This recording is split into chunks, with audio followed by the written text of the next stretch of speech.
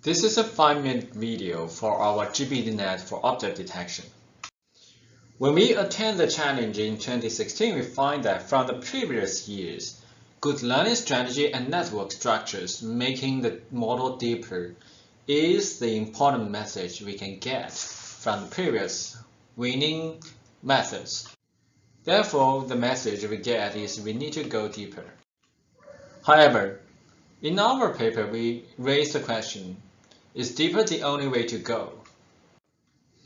What can our vision researchers' observation help instead of just going deeper for the deep models?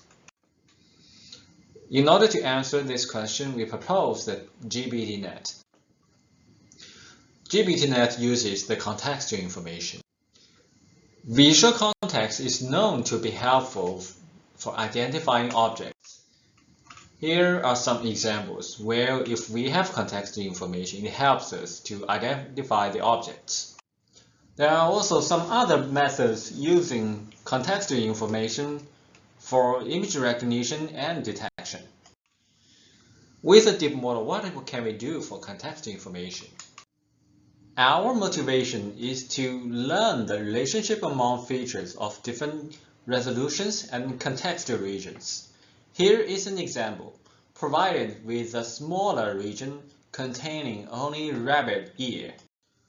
There is a high probability of having a larger contextual region containing the visual feature of rabbit head. Therefore, features of different contextual regions can validate the existence of each other. The rabbit ear can validate the existence of the rabbit head, vice versa. However, given the rabbit ear, we are not certain it is always true that there should be a rabbit head. This is a counterexample. In this example, below the rabbit ear, if we find out a visual feature that tells us that there's a human face instead of a rabbit head below the rabbit ear, then the existence of human face should not be used for validating the existence of a rabbit head. Therefore, features can validate the existence of the other features. On the other hand, this kind of validation should be under control, based on the existing fast RCNN for object detection. We proposed the GBD-Net for detection. Given an input image, we will first use convolutional neural network to obtain the features of the whole image, and then we will try to use RI pooling, a pooling operation, to obtain features of different resolutions. Specifically, for a bounding box like this, we will try to extract features of 4 different kinds of resolutions and contextual regions. As an example, for the pink one, we will try to extract features of higher resolution but a smaller contextual region.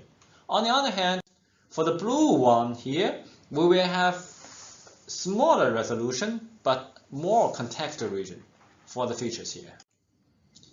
After we have features of different resolutions and contextual regions, now they can pass message to each other.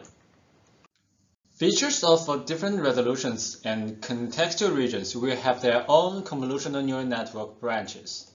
Then features of smaller contextual regions will be used for passing message to features of larger contextual regions, and this is implemented by convolutional layers. Then we will do it in the reverse order, starting from features of larger contextual region to features of smaller contextual region.